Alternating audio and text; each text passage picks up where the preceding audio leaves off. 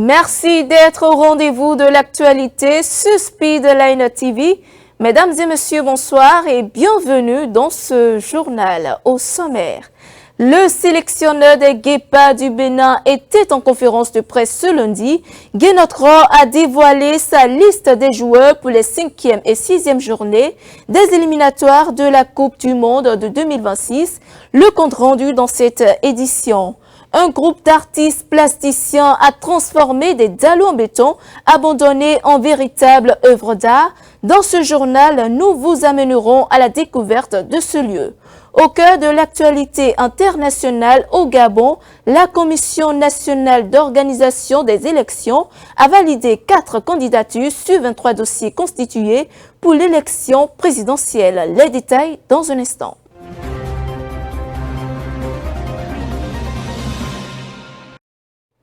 À nouveau, bonsoir. Guénotro était en conférence ce lundi à Cotonou.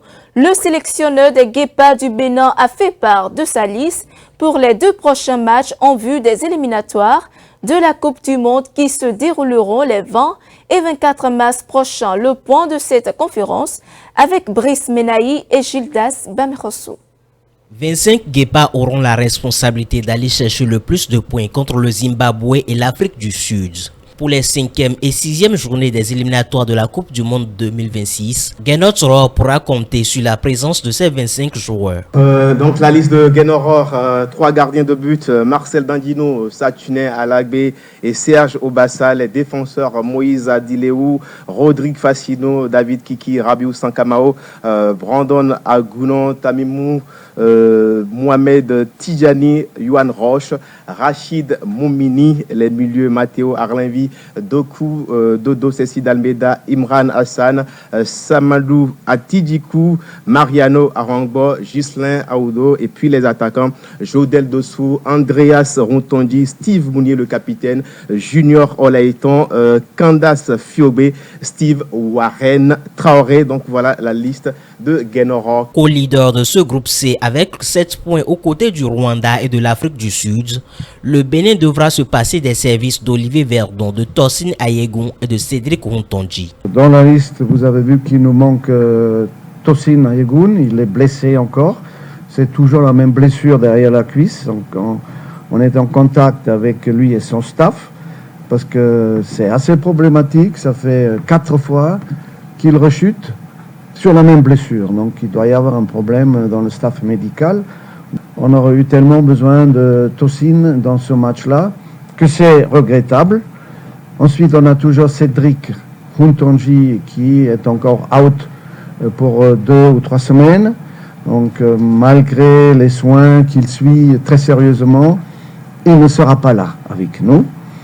Et il manque également Olivier Verdon. C'est un cas un peu différent, il n'est pas blessé, mais il y a eu des soucis on va dire, de communication. Cette liste du sélectionneur des Guépards ravit les acteurs des médias présents à cette conférence de presse. Déjà, ce qu'il faut retenir, c'est que quand il y a une publication de liste de joueurs, que ce soit pour un match amical ou que ce soit pour un match officiel, une campagne pour des éliminatoires. Pour ce qui nous concerne, cette fois-ci, c'est pour les éliminatoires de la Coupe du Monde. Donc, quelle que soit la publication d'une liste, ce qu'on veut, c'est le résultat. Et on ne regarde pas les joueurs. Est-ce que ces joueurs ils sont capables de monter sur le terrain, de mouiller le maillot et de pouvoir permettre à l'équipe nationale d'engranger les 3 points, de repartir avec la victoire. C'est ça le plus important. Bon, j'ai quand même retenu que Rohr mise sur les comportements des joueurs en dehors et sur le terrain. Donc nous avons quand même constaté qu'il y a eu des absents de taille, même si ce sont des joueurs que nous considérons comme des joueurs clés dans l'effectif des Guépards. C'est le sélectionneur, c'est lui qui décide. J'ai quand même constaté qu'il y a moins de joueurs locaux, donc la Celtics League Pro n'est pas très bien représentée, j'allais dire. Il n'y a que Rodrigue Facino et Tucla qui soient représentés, donc n'empêche, il y a vraiment d'internationaux actuellement, des joueurs qui sont au Maroc, en Égypte pour la plupart, donc des professionnels quand même. Il a misé sur ces joueurs-là, c'est bien. On pourra quand même découvrir des talents qui peuvent nous accompagner pour la CAN Maroc 2025. Ce sont des jeunes joueurs sur qui on peut compter. Donc les finissants, Jordel Dossou, sont quand même là. C'est pour pouvoir accompagner les jeunes, prodiguer des conseils et soutenir l'effectif de Rohr. Il faut déjà dire la convocation de Candace Fiogbe.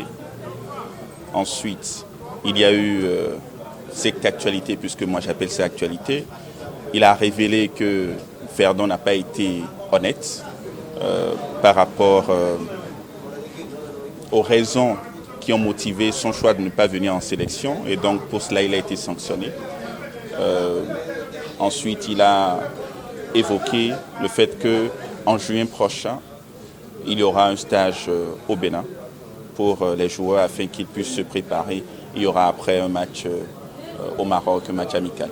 Il faut préciser que les Guépards du Bénin affrontent le Zimbabwe à Durban en Afrique du Sud le 20 mars 2025 avant de recevoir l'Afrique du Sud au stade Félix Houphouët-Boigny d'Abidjan en Côte d'Ivoire le 24 mars prochain.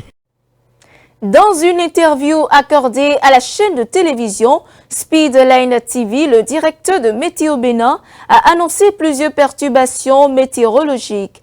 Il a également annoncé des inondations dans certaines localités du pays. On écoute Didier Kakba, directeur de Météo Bénin. L'autre élément qui n'est pas moins important, c'est la quantité d'eau qu'on aura enregistrée au cours de cette saison-là. Il s'agit de voir est-ce que cette quantité d'eau sera suffisante pour pouvoir alimenter les plantes tout au long de leur cycle de développement. Je dirais oui et non à la fois, parce qu'il y a des localités où la quantité d'eau qui sera enregistrée sera inférieure à la normale, c'est-à-dire à la moyenne climatologique. C'est notamment les zones du sud, ou notamment les localités qui sont situées en bordure de la mer, où la quantité qui sera enregistrée sera un peu inférieure à la normale. Mais par contre, les autres localités, nous serons approximativement à la limite de la moyenne qui est requise.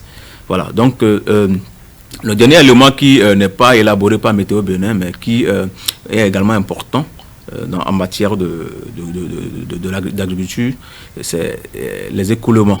Les écoulements, il s'agit du comportement des fleuves. Comment est-ce que les fleuves vont se comporter? Comme vous le savez, c'est-à-dire nous avons deux types d'inondations.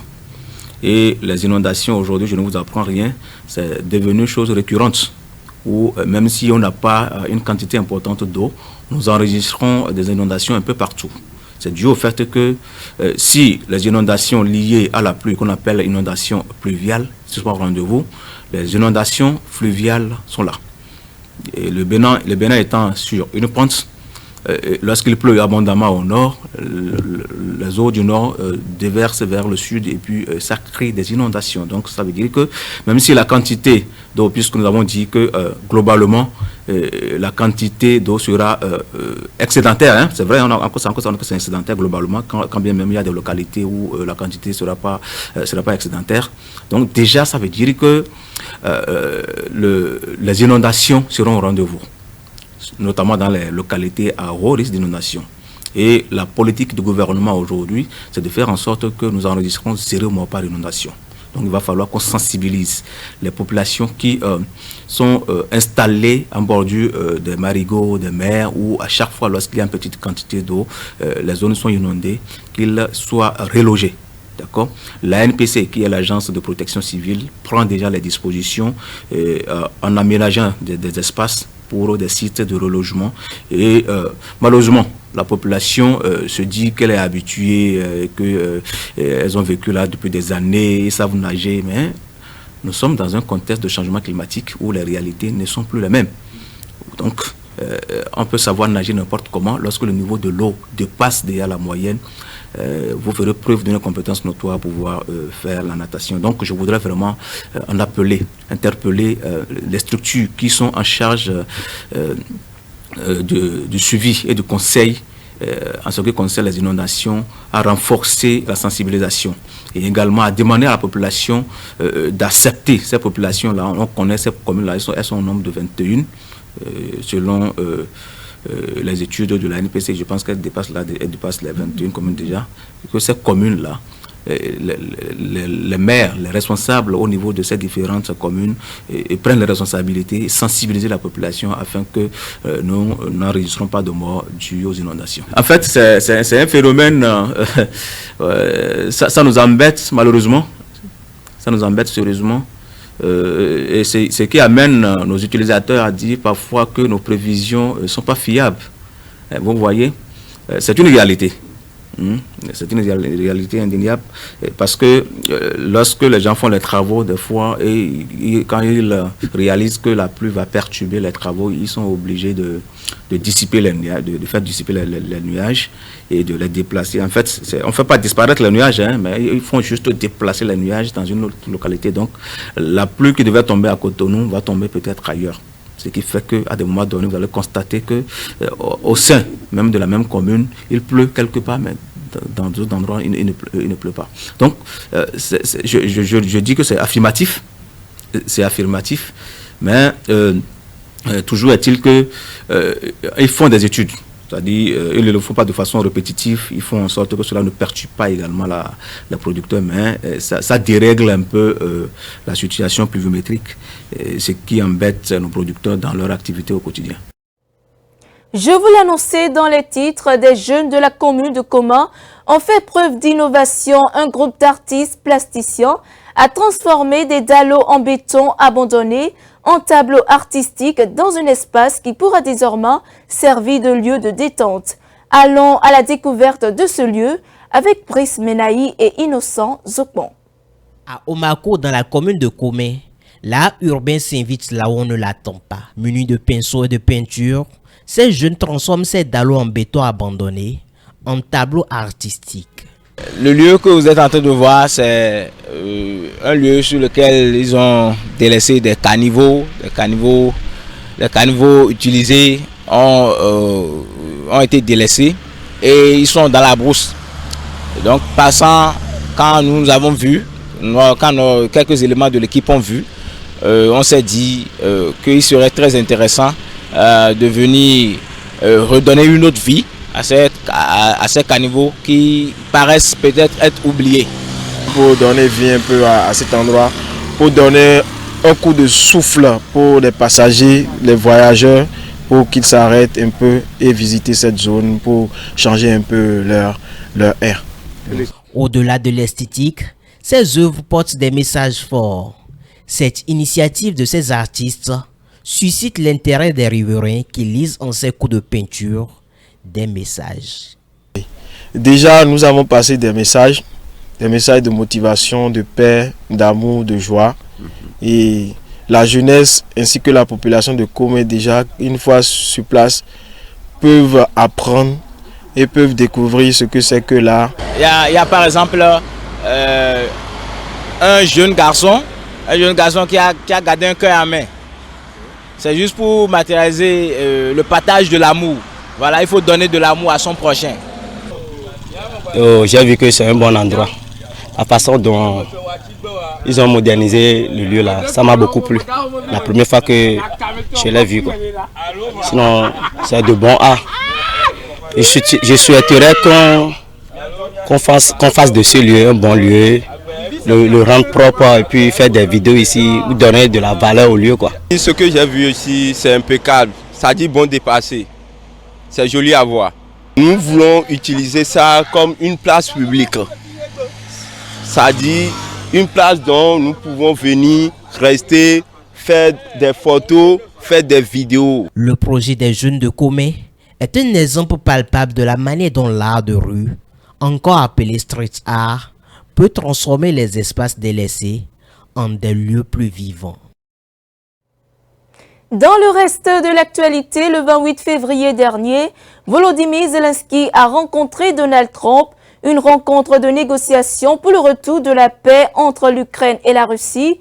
Mais au lieu de cela, Volodymyr Zelensky a quitté la Maison-Blanche précipitamment après un échange particulièrement tendu avec Donald Trump. Les chefs d'État se sont publiquement affrontés dans le bureau ovale. À quoi peut-on s'attendre après ces échanges assez tendus entre les deux présidents? La réponse avec Maciel Akwete, analyste géopolitologue. Aujourd'hui, l'Ukraine est perçue comme un État assez vulnérable, abandonné par les États-Unis d'Amérique, soutenu, encouragé par l'Europe, et un État qui n'est pas aujourd'hui en mesure de pouvoir réclamer quoi que ce soit dans les négociations. Le président américain même l'a fait savoir, disant que l'Ukraine n'a pas de cartes. Et puis quand il le dit, nous sommes d'accord qu'aujourd'hui l'Ukraine n'a pas la capacité d'influencer suffisamment les décisions, les négociations. Et aujourd'hui, l'Ukraine, ce que l'Ukraine devait faire essentiellement, c'est de jouer de la diplomatie au plus haut niveau et de se détacher de cette attitude que les Européens ont tout le temps inculqué à l'Ukraine, disant que l'Ukraine était forte et que l'Ukraine résistait très bien à l'agression russe et que l'Ukraine allait gagner cette guerre. Tout cela, l'Ukraine se rend davantage compte aujourd'hui qu'elle devrait se démystifier, qu'elle devrait éviter cette manière de voir les choses et être confrontée à la réalité. Bien, les conséquences qui ont été observées de façon immédiate, c'est qu'il était venu pour signer un accord. L'accord n'a pas été signé sur le champ. Et après cela, automatiquement, nous avons appris la suspension de l'aide américaine à l'Ukraine. Et puis l'autre conséquence, c'est bien sûr si l'Ukraine, si les États-Unis d'Amérique se retirent de ce conflit ou n'apportent pas le soutien nécessaire à l'Ukraine, la conséquence directe, c'est que l'Ukraine ne pourra pas avoir les moyens de répondre aux attaques russes et de pouvoir même gagner cette guerre, ce qui n'était déjà pas possible quand nous observons tout ce qui se passe. Et aujourd'hui, c'est essentiellement cela, le fait que l'Ukraine ne serait pas en mesure de gagner quoi que ce soit dans les négociations. Et je pense que l'Ukraine a déjà pris en compte cette réalité et a déjà commencé à adopter la position nécessaire à l'endroit des États-Unis d'Amérique pour apaiser le jeu, pour calmer le jeu.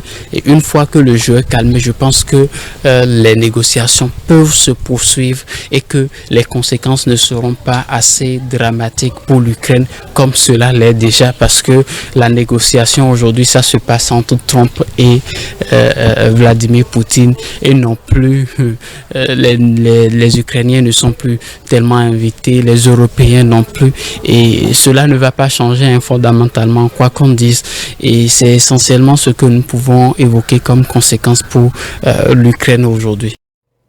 Au Gabon, sur plus d'une vingtaine de candidatures enregistrées, seulement 4 ont été validées par la Commission nationale d'organisation des élections. Parmi les prétendants à la magistrature suprême, le général Brice Clotaire Oligui Nguema, le chef de la transition, a requis et obtenu du ministère de la Défense une mise à disponibilité pour se lancer en politique. Le reportage.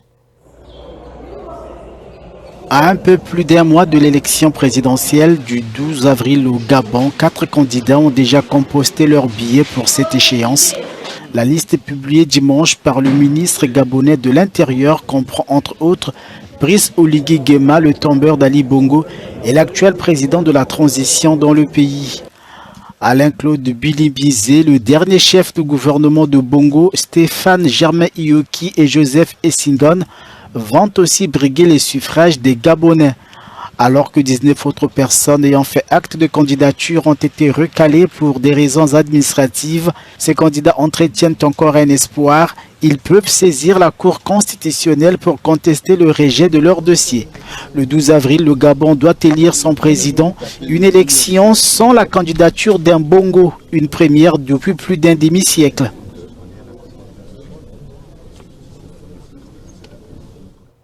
Le gouvernement de la République démocratique du Congo a lancé une initiative audacieuse.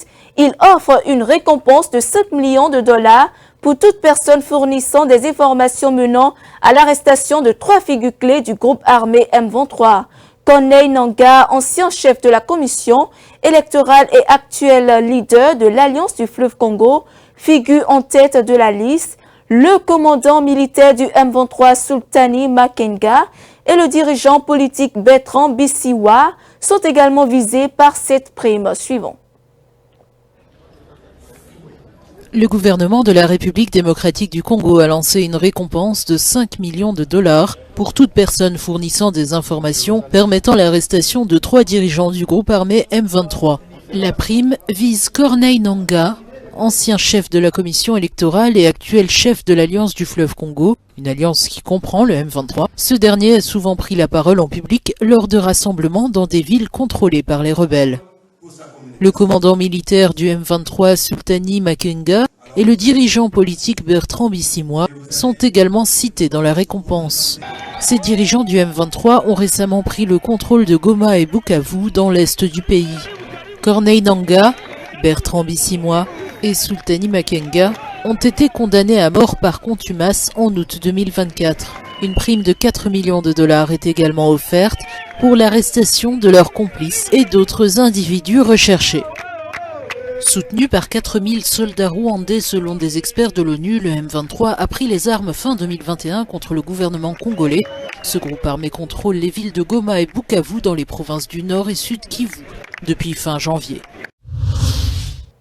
Le droit des femmes a reculé dans un pays sur 4, a établi l'Organisation des Nations Unies dans un rapport. Sur l'ensemble du rapport, le bilan est mitigé. Depuis la dernière grande conférence mondiale sur les femmes à Belgique en 1995, de nombreux points restent à poursuivre. Le reportage. Publié en amont de la 50e journée internationale de la femme, le dernier rapport d'ONU Femmes montre qu'en 2024, près d'un quart des pays du monde ont fait état d'un recul des droits de la femme. Selon la nouvelle étude, les droits des femmes et des filles sont confrontés à des menaces croissantes et sans précédent. La bonne nouvelle, c'est que le monde d'aujourd'hui est plus égalitaire que jamais pour les femmes et les filles, ce qui nous montre que le progrès est en fait possible. Néanmoins, ce rapport montrera à l'aide de données et de preuves que ces progrès ont été trop lents et surtout qu'ils ne sont pas garantis. Au cours des 10 dernières années, une augmentation alarmante de 50% du nombre de femmes vivant en situation de conflit a été observée à l'échelle mondiale. L'écart entre les sexes en matière de participation à la population active, qui est d'environ 30 points de pourcentage, n'a pratiquement pas bougé en 2 décennies. L'affaiblissement des institutions démocratiques, les guerres, la crise du Covid, les nouvelles technologies ou encore le changement climatique comptent parmi les facteurs de régression sur l'égalité des genres. Nous avons plus de femmes au Parlement qu'auparavant, mais les 3/4 des parlementaires restent des hommes. Cela signifie que les lois et les politiques ne reflètent pas la vie des femmes. De plus, les femmes qui se présentent à un poste politique sont souvent confrontées à des niveaux de violence et de harcèlement sans précédent, renforcés par l'utilisation abusive de la technologie numérique.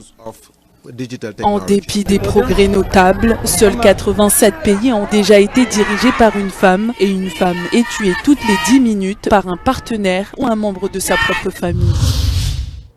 Les États-Unis ne fourniront plus d'aide ou d'assistance à l'Afrique du Sud, a annoncé le président américain Donald Trump, mettant ainsi sa menace à exécution afin de dénoncer une loi sur l'expropriation qu'il juge discriminatoire envers les fermiers blancs. Suivant.